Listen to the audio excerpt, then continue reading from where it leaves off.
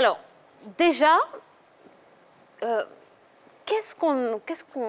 pourquoi est-ce qu'on dit que tel ou tel joueur est un grand espoir? Qu'est-ce qui fait d'un joueur un grand espoir, Pacheco? Mais on dit qu'un joueur est un grand espoir quand à un certain âge, je prends un exemple à 17 ans, il montre beaucoup plus de talent que les autres joueurs de son âge. À un âge X, quand tu démontres un talent beaucoup plus élevé, on dit que tu présentes quand même, tu es un joueur de talent, tu as un bel avenir devant toi. Ouais. Non, c'est ça, c'est un jeune génie, un jeune prodige, un garçon qui est bourré de talent, un vrai diamant brut, qui a un potentiel largement au-dessus de la moyenne, qui a de très grandes capacités. C'est un jeune garçon qui sait tout faire sur un terrain de football et avec un ballon de football. Et sur qui tous les regards sont portés, parce que ce garçon-là, il n'est pas comme les autres. Il a quelque chose d'exceptionnel, quelque chose de rare. On voit en lui une grande carrière, parce que quand on le voit sur le terrain, il a du génie. C'est ça qu'on appelle un grand espoir. Et il y en a eu beaucoup au niveau du football mondial. Il y en a eu beaucoup au niveau du football africain, au niveau du football ivoirien. Malheureusement, ils n'ont pas rempli toutes les espérances. Ben, dans le même sens, c'est un espoir du football étant jeune joueur qui, par ses performances sportives, suscite l'espérance d'une grande carrière. Sauf que souvent, ce n'est pas évident. Moi, j'ai une définition. Très belle définition d'ailleurs. Oui. Voilà, excusez-moi, mais un espoir dans le football, c'est quelqu'un qui prend le ballon, qui contrôle de la défense, il passe par le milieu, et puis il va marquer seul, et puis avec beaucoup d'arrogance. C'est un espoir. C'est clair là. Ouais. Défense, Exemple. il dribble toute la défense, il dribble le milieu. Pas besoin de donner Tout des seul, exemples hein. ici, bien défini. Vous connaissez des exemples. Moi, je connais Non, beaucoup je connais de pas. joueurs. Bon, après, je vais te dire, mais ça, c'est après. C'est entre nous. Et pas les cousins, ni les tontons, ni les quoi que ce soit. Hein? Non, mais ça, c'est mon demi-frère. Ah, ben voilà, d'accord. OK. Alors, est-ce que le talent seul suffit pour faire une belle carrière, pour avoir une belle carrière de footballeur? Toujours Pacheco. Le talent ne peut pas suffire pour faire une grande carrière. Qu'est-ce Il y a plein de choses qui rentrent en ligne de compte. Je peux dire que le talent, je dis le talent, c'est 30%. OK. C'est 30%. Pour être gentil, quoi, c'est 30%. Et les 70% restants? Il y a le travail. Oui. Ça, c'est l'arme fatale. La première chose, c'est le travail. La première chose, c'est le travail. Derrière le travail, il y a la bonne santé. Et ce que je peux rajouter en dernier, peut-être, c'est le caractère. Je pense que si tu n'as pas la personnalité, le caractère, il sera difficile de faire quand même une grande carrière. Je ne veux pas dire que sans ça, on ne fait pas de carrière, mais je veux dire que c'est très important. Je prends un joueur, je peux vous donner un exemple. Un joueur comme Samuel Eto'o, je pense que s'il n'avait pas ce caractère-là, il n'aurait pas fait cette carrière-là. Ouais. Parce qu'il arrive dans un domaine, il arrive par exemple au Barça, où il y a de très grands joueurs, il faut s'imposer. Il faut avoir ce qu'il faut pour s'imposer. Le caractère qu'il faut, la personnalité et le travail ensuite. Voilà. Oui, il a parfaitement raison, hein, parce qu'il sait de quoi il parle, puisque lui-même il a joué au football. Le talent seul ne suffit pas, absolument pas du tout. C'est vrai que c'est la base, hein, c'est le socle, c'est le ciment sur lequel on bâtit tout le reste par rapport à l'avenir. Mais le talent se travaille, le talent se bonifie et le talent s'enrichit.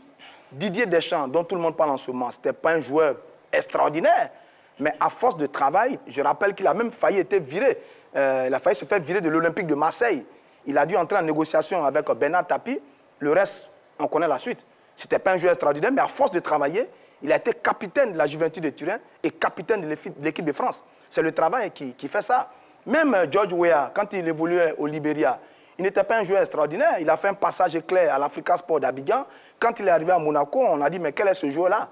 Mais à force de travailler, il est devenu ballon d'or en 1995. Donc, c'est le travail qui est la vraie clé de la réussite. Alors, quel que soit le talent. On parle aussi du facteur chance. Est-ce que vous pensez qu'il a sa place dans cette équation? Henri Jo. Oui. La chance a sa place, mais aussi, moi, je pense qu'il y a des joueurs aussi qui par leur talent, ont réussi. C'est vrai, ils n'étaient pas aussi de grands travailleurs, mais par leur talent, ils ont réussi. On peut parler de Ronaldinho. On ne peut pas dire que Ronaldinho, c'était un grand travailleur. On peut parler de Ronaldo, le Brésilien, qui avait un talent fou, mais parce que côté hygiène de vie, on a tous connu Ronaldo avec ses déboires, avec l'alcool, tout et tout. Mais Ronaldo, il a eu une grande carrière. Donc, moi, je peux dire aussi que le talent seul, quelque part, ça peut suffire. Voilà, il est bien conservé, le talent seul, ça peut suffire. La chance, je reviens à ma question. La chance, ça joue aussi beaucoup dans une carrière ou pas? La chance, il faut la provoquer déjà. Déjà, il faut la provoquer. Tu ne vas pas t'asseoir là pour compter sur la chance. C'est vrai qu'il y a des paramètres qui vont venir t'aider, ta bonne santé qui vont venir t'aider. Tu peux avoir, par exemple, un malheur te suit pendant toute ta carrière, tu as des blessures récurrentes, tu n'arrives pas à guérir, ce n'est pas de ta faute. C'est pas de ta faute. Okay? Alors, on va revenir à votre cas, hein, Pacheco, puisque vous-même, vous étiez considéré comme un grand espoir. Vous êtes même allé en Belgique. Hein, pourtant, ça ne s'est pas passé comme tout le monde l'espérait pour vous. Qu'est-ce qui s'est passé? Qu'est-ce qui n'a pas marché? Ben, déjà, en Belgique, quand j'ai fini en Belgique, je suis venu en France, en 2e division, à Tours, je devais signer. Et pour des problèmes avec la DNCG, l'organe de régulation des comptes en France, je n'ai pas pu rester. Donc, ils m'ont envoyé dans un club encore en division inférieure, en 3e division, où je devais rester là-bas, travailler le temps qu'ils règlent le problème, et puis le mercato, j'allais revenir. Mais malheureusement, là-bas, je me suis blessé. J'ai eu des ligaments croisés et je ne suis plus jamais revenu. Mais pour moi, ce n'est pas ça le plus important. Il y a une chose qui était très importante pour moi à l'académie, quand on nous formait à l'académie, on nous a dit qu'on nous formait pour devenir des hommes. Un homme, ce n'est pas seulement pour devenir footballeur. Il y a la vie d'après footballeur. La carrière de footballeur, ça dure au maximum 10 ans. Si tu as pu tenir encore ces 10 ans. Okay? Après, il y a la suite. Tu fais quoi après? Je pense que la vraie question, ce n'est pas ces talents-là, qu'est-ce qu'ils sont devenus? Ils n'ont pas réussi, je veux dire. Ces talents-là, ils n'ont pas réussi. Ce n'est pas ça la question. La question, qu'est-ce qu'ils sont devenus? Qu'est-ce qu'ils font? La plupart des personnes avec qui j'étais à l'académie, tous, il n'y a personne qui est à la rue. À la rue, je n'ai pas dit à la rue, mais tous sont en train de s'intégrer. D'une façon ou d'une autre. D'une façon ou d'une autre. Ils ont chacun une situation. Il y a moi je suis avec la SEC, avec l'académie. Il y a Romaric qui est avec la SEC. Il y a Baki qui est vice-président. Il y a Charlton qui est aujourd'hui responsable d'un centre de formation. Il y a Aruna qui est président de AFI. Il y a Kolo qui est entraîneur en Angleterre. Donc, pour ne citer que ceux-là. Mais ce n'est pas là-bas qu'on vous attendait vraiment. C'est sur la carrière que nous, on est. Voilà. Vous savez que votre dossier, arrivé à un certain moment, était comme une sorte de douleur nationale. Une vraie douleur nationale. Parce que quand vous voyez Zezeto, Joss, Junior, Damsoko, Mamadou, Damsoko, vous-même, Patseko, Badjan, quand on vous a vu sortir de l'académie à l'époque, face à l'Espérance de Tunis, on s'est tout dit, waouh, avec ces garçons, dans peu de temps, on gagne la Coupe du monde de football. Et puis après, patati, patata, pour parler comme tout le monde, on n'a plus rien compris. Or, c'est là que nous, on vous attendait tous. Sur cette carrière à la Yaya Touré, à la Gervino ou à la Salomon Kalou. Ok, je vais vous dire tout simplement une chose. Comme je l'ai dit tout à l'heure, je vais me répéter. Mais notre objectif, c'était de devenir des hommes. Ok? Je pense que c'est plus important, même que la carrière de footballeur, de jouer à Manchester, de jouer à... Ça a été un manque d'ambition alors? Non. Non. Au contraire. Au contraire, c'est une plus grande ambition. C'est l'ambition de devenir homme est plus grande que de jouer à Manchester City. Parce qu'on sait que le football, ça peut s'arrêter du jour au lendemain. Qu'est-ce que tu fais après? Qu'est-ce que tu fais après? C'est ça le plus important. Même si je n'ai pas joué à Manchester aujourd'hui, mais aujourd'hui, l'académie, le football m'a permis de faire beaucoup de choses. Ça, c'est dommage peut-être pour ceux qui auraient voulu que je sois à Manchester. Oh là là. C'est vraiment dommage pour eux. Je ne leur ai pas donné ce qu'il faut. Mais moi, je suis content parce que ça m'a rendu homme. Oui. Tu comprends? Aujourd'hui, je suis là à cause de quoi? Parce que je suis à l'académie, je suis passé à l'académie. C'est le football qui fait qu'aujourd'hui, je peux vous... l'académie qui fait que je peux vous parler, vous allez entendre, vous allez comprendre ce que je dis, je vais exprimer mes projets, je vais vous dire des choses, vous allez comprendre. Voilà, c'est ça, c'était ça la première... Bon, pas la première. Pas moi, je ne vais pas comprendre.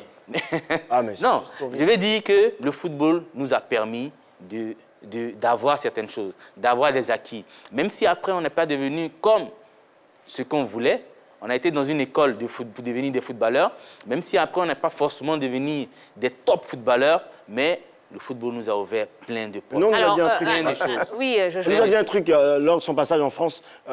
Vous avez pour ambition de devenir DJ. Dites la vérité. Mais c'est vrai, couper des qualités. J'ai même pas les qualités, je chante déjà très mal. Alors, moi, j'aimerais quand même qu'on essaye d'avoir quelques réponses à ces questions. Comment est-ce qu'on peut expliquer que cette première promotion de l'Académie Mimosifcom et voilà, très peu de joueurs de cette première promotion ont fait une grande carrière, Roger Stéphane. Oui, peut-être l'encadrement après, au sortir donc de l'académie. Quel a été l'encadrement et l'entourage de ces garçons par rapport à leur avenir? Les mauvais choix aussi, dans quels clubs sont-ils partis? Pourquoi ont-ils choisi ces clubs-là? Il y a aussi les exigences du haut niveau, parce que le haut niveau n'a absolument rien à voir avec les centres de formation. le championnat en Angleterre, en Italie, en Allemagne, en France sont d'une exigence telle qu'un garçon qui n'a pas certaines aptitudes ne peut pas s'imposer. Il y a eu peut-être aussi le... Il n'était pas prêt? Je dis peut-être, sur certaines façons, sur les exigences du haut niveau. Peut-être. Je ne suis pas trop d'accord. Vous voulez, je vous fais déjà l'équipe type. Je vous donne tout de suite l'équipe type de l'académie, quand on est sorti de l'équipe type. Je passe par le gardien de but qui est Kopa Barry. Kopa Barry, il a joué le mondial. Il a joué dans un top club. Au latéral droit, il y avait Kanté Seydou Badian. Badian, en Belgique, il a eu tellement de problèmes de cheville qu'il était obligé d'arrêter. OK? Là, il y a la blessure. Je vais dans l'axe. Dans l'axe, il y a Zokora Maestro. Et Kolo. Zokora, il a joué à Tottenham. Kolo, il a joué à, comment on appelle ça, à Liverpool. Et ne citer que celui-là. On rentre au milieu de terrain. Au milieu de terrain, il y a Pacheco. Pacheco, il est arrivé en Belgique, mais pour des cas de blessure, il était obligé de s'arrêter. À côté de lui, il y a Yapi. Yapi, il est allé jusqu'à Nantes. OK?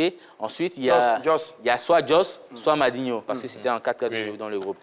Joss, il a tellement eu de problèmes de santé aussi, il était obligé d'arrêter. J'étais à qui, là? Joss, Yapi. On va passer à Aruna. Avant Aruna, il y a Madinho. Madinho, d'accord. Dansoko Mamadou, qui a joué à Lorient, mais aussi pour des problèmes de ligaments croisés, il n'a pas pu aller plus loin. Ensuite, on va en attaque. Zizeto. On va en attaque, Zizeto. Ouais. Zizeto, qui a eu vraiment tellement de problèmes au niveau partout un peu où il est passé, au niveau des entraîneurs à cause de son karaté et tout. Ça a été quelque part un peu difficile pour lui. Voilà. Aruna. Ensuite, Aruna aussi, qui était très bien parti, mais qui était aussi obligé d'arrêter pour des blessures. Et donc, c'est pour vous dire... Et Baki pour finir? Non, il y en a encore. Baki, voilà. Baki aussi qui a fait une très belle carrière, mais sur la fin qui était aussi obligé de s'arrêter pour blessure. Donc c'est pour vous dire qu'il y a ce facteur-là, blessure aussi, santé, qui ne nous permet pas peut-être de faire les carrières que tous les fans aimeraient qu'on fasse. Voilà. Mais au-delà de ça, comme je l'ai dit, je me répète, la chose la plus importante, qu'est-ce que ça te donne, cette formation-là? Qu'est-ce que ça t'a donné? Vous voyez, j'ai fait pratiquement une équipe. Une équipe. Vous allez chercher les centres de formation qui ont pu monter, envoyer ces joueurs, ces gens, toute cette équipe-là, au top comme ça à niveau, ils ont joué, c'est des mondialistes même, je vais dire. Tous ces joueurs que j'ai cités là, c'est des mondialistes, mais on était au nombre de 26. Il y a eu combien de personnes qui ont joué le mondial? Donc, la marge de personnes qui ont réussi là, qui ont réussi à aller au top est tellement grande que moi, je suis quelque part, entre guillemets, satisfait. Voilà, quelque part, entre guillemets, satisfait. Tout le monde ne peut pas avoir le même parcours. Ah oui. Alors, récemment, on recevait ici Eric Babou qui nous a fait cas aussi de sa situation. Quand il quitte la Côte d'Ivoire pour Montpellier, il devrait aller signer. Et pour, on le disait, un petit palu. Il a été amené à quitter la France pour revenir en Côte d'Ivoire, pour jouer dans une équipe de division inférieure, notamment Toulon. Donc, il y a tellement de choses qui peuvent rentrer en ligne de compte dans la carrière d'un joueur qu'il souvent il faut essayer de cerner. Moi, je vais aller un peu plus loin du côté de la France, par exemple, avec un talent, celui même qu'on disait le plus grand talent au niveau de la France, Hatem Ben Arfa. Oh là là. Mais lui, c'est pour un problème de comportement. Arrivé, moi, j'ai suivi un documentaire c'est un documentaire qui lui était consacré. Et dans le documentaire, les gens ont dit comme cela que arrivé un moment, il n'écoutait que son agent de joueur. Il n'écoutait plus la famille. Il n'écoutait plus l'entourage. L'entourage peut plomber littéralement la carrière d'un joueur. L'entourage peut plomber littéralement la carrière d'un joueur. Donc, il y a tellement de choses qu'il faut prendre en compte. Et puis, comme il le dit, souvent, vous partez dans un grand club et vous êtes très jeune. Arrivé là-bas, on vous passe de prêt en prêt et le temps de vous adapter, vous arrivez à une saison dans un club, le temps de vous adapter, on vous envoie dans un autre club, le temps de prendre vos repères, vous êtes reparti dans... tout ça, ajoutons à ça aussi, la faiblesse mentale. Si vous n'avez pas un grand mental, vous ne pouvez pas évoluer dans les grands clubs européens. Parce que là-bas, la rivalité et la concurrence est telle que si mentalement vous n'êtes pas prêt, vous n'y arriverez pas. Parce que quand vous sortez, quand vous avez été pouponné par Guillou comme un père, par Roger Ognien comme un père, et que vous devez voler de vos propres ailes après, si vous n'avez pas un gros mental, vous n'y arriverez pas. Et puis le dernier élément, c'est peut-être le choc psychologique. Sur la guerre qu'il y a eu, concernant les académiciens, entre Maître Roger Ognien et Jean-Marc Guillou, sur l'appartenance, sur la propriété, sur certains joueurs, ce choc psychologique-là aussi, à mon avis, a un peu joué sur certains parmi vous. Parce que tous ceux qui sont partis avec Jean-Marc Guillou n'ont pas fait pour beaucoup la carrière qu'on attendait. Je ne suis pas trop d'accord sur ce point-là. Le choc psychologique, quand tu veux gagner ta vie, le choc psychologique, là, n'existe pas. Voilà. Donc, comme je l'ai dit, il y a trop de choses qui rentrent en ligne de compte pour pouvoir faire une carrière où tu seras vraiment au top. Voilà. Il y a trop de choses. Il y a la santé, il y a des problèmes du club dans lequel tu arrives. Les choix de club. Il y a des problèmes, ouais, les choix de club. Les choix de club. Il y a le caractère que tu n'as pas pour pouvoir t'imposer. C'est ce que j'appelle le mental. Comme je l'ai dit, tout à l'heure, quand on parlait de talent, j'ai dit que c'était très important d'avoir quand même du caractère. C'est très important et tout. Voilà. Alors, on va revenir à la Côte d'Ivoire. Hein. Aujourd'hui, parmi tous les joueurs qui évoluent dans le championnat ivoirien, qui pourrait être considéré comme un grand espoir du football ivoirien? Brico. Qui? Votre cousin Brico? Non, pas mon cousin, mais c'est un talent. Il est dans la commune d'Abobo, il est très fort. Brico. C'est vrai? Oui, Brico. Bon, ben, vous nous l'emmenez en plateau. Alors, hein. D'accord, avec D'accord. plaisir, hein, Brico. Ouais, c'est Déjà, je vais répartir à la SEC deux joueurs qu'il connaît très bien, Traoré Béni Adama et Salifou. Ouais.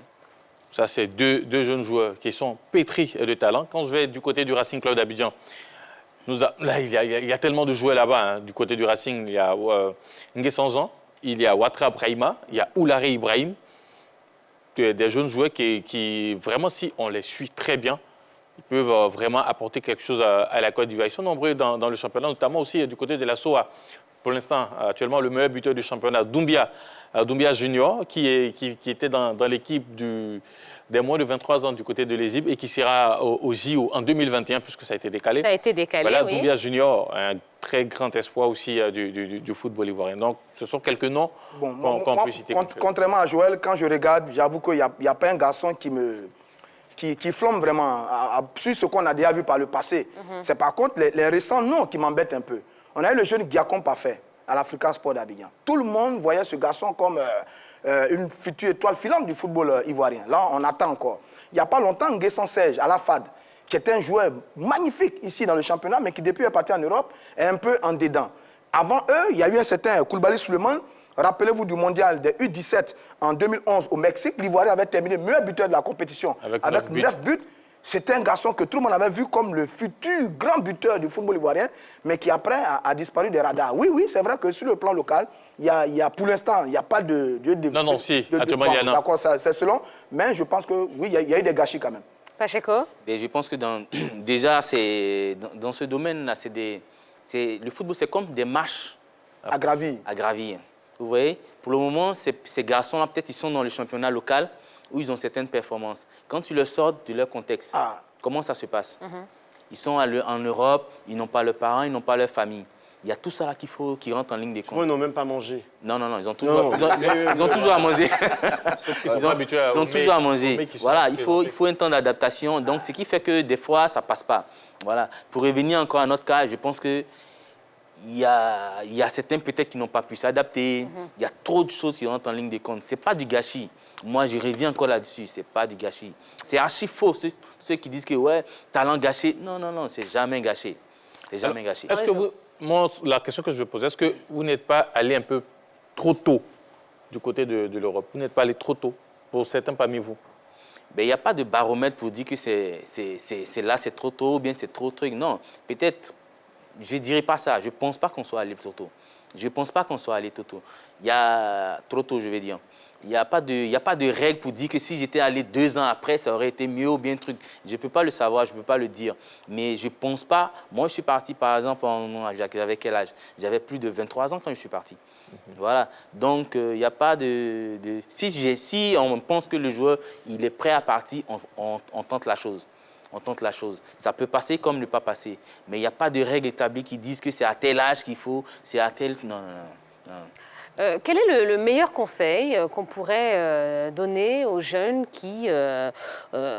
aux jeunes footballeurs d'aujourd'hui? Voilà, on en a cité quelques-uns qui rêvent donc d'une grande carrière. Si on devait leur donner un seul conseil, ce serait lequel? Ne pas se précipiter, et puis travailler sur tout. Regardez Aboulaye Traoré, l'un des meilleurs footballeurs ivoiriens de tous les temps, qui a été notre invité. Il a fait une belle carrière à la SEC et avec les éléphants de Côte d'Ivoire. Mais sur Aboulaye Traoré, sur le talent qu'il avait, on le voyait tous être une sorte de Romario Faria de Souza, le Brésilien qui a été champion du monde en 1994. Parce que d'un point de vue du talent, il n'avait absolument rien envié aux Brésiliens. Mais Aboulaye Traoré n'a pas réussi une formidable carrière professionnelle, tout simplement parce que certaines langues disent qu'il ne travaillait pas beaucoup, Parce que d'ailleurs, il était tout en conflit à Sol-Béni avec Philippe Troussier. Donc, c'est le travail qui est le gage le plus sûr de la réussite dans le domaine du sport. Le talent, c'est bon, mais il faut travailler, travailler et travailler. Moi, je dirais la discipline. La discipline, hein, il faut être très, très, très discipliné. Dans tout ce qui a été dit, c'est beaucoup ressorti les joueurs qui rentrent beaucoup en conflit avec les entraîneurs, mais aussi avec l'entourage. Il faut être très, très discipliné. C'est vrai, il y a le talent, mais il faut aussi de la discipline. Et puis, il ne faut pas, comme Roger Stéphane l'a dit, il ne faut pas se précipiter. Et bon, je vais prendre l'exemple du Racing Club d'Abidjan, puisque c'est un club que je suis beaucoup. L'année passée, ils ont vraiment été intéressants, ces joueurs, mais l'équipe a tout fait pour garder ces jeunes-là en son sein. Et cette saison, ils sont là. On peut les voir encore la saison prochaine. Et dans 2 ans, s'ils s'en vont, ils seront très matures du côté de l'Europe si vraiment les transferts sont... Pacheco, votre conseil? Ben, moi, j'ai 2 exemples de travail. J'ai 2 exemples que je vais citer, c'est-à-dire Salomon Kalou et puis Kolo. Je commence d'abord par Salomon Kalou. Salomon Kalou, quand il est arrivé à l'académie, nous, on s'est dit, oh, c'est le petit frère de Kalou. Oh. Mais moi, je n'avais pas décelé en lui quelque chose. Franchement dit, il n'y avait pas grand-chose. Mais le petit, il s'y réveillait toujours les matins. C'est lui qui était en train de travailler, en train de dribbler, en train de faire des centres. Il aimait la chose, il avait faim. Je prends le 2e exemple, c'est celui de Kolo. Kolo, ce n'est pas le plus grand talent à l'académie. Mais Kolo, quand tu es en train de jouer, tu le regardes comme ça, il vient vraiment d'un quartier pauvre. Il a vraiment faim. Concentré. Tu comprends? Il y a tout dernièrement à l'anniversaire de Kolo où il a un ancien collègue qui lui disait qu'il est arrivé à Arsenal pour un test. Il a taclé les 3 meilleurs joueurs. Il a failli les blesser. Voilà. Donc Kolo, c'est un acharné de travail. Oui. Pour ne citer que ces exemples que je connais. D'accord. Que j'ai côtoyé, que je... Voilà. Il leur faut de la protection. De la protection. De la part de leurs parents. Ah, d'accord. Ah oui. Non, mais Ah ça, oui. c'est la important. première chose. C'est Oui, c'est important. la première chose. Eh bien, on a bien compris. Merci beaucoup. Allez, instant détente de l'émission, puisqu'on va jouer au plus calé. On en a Waouh!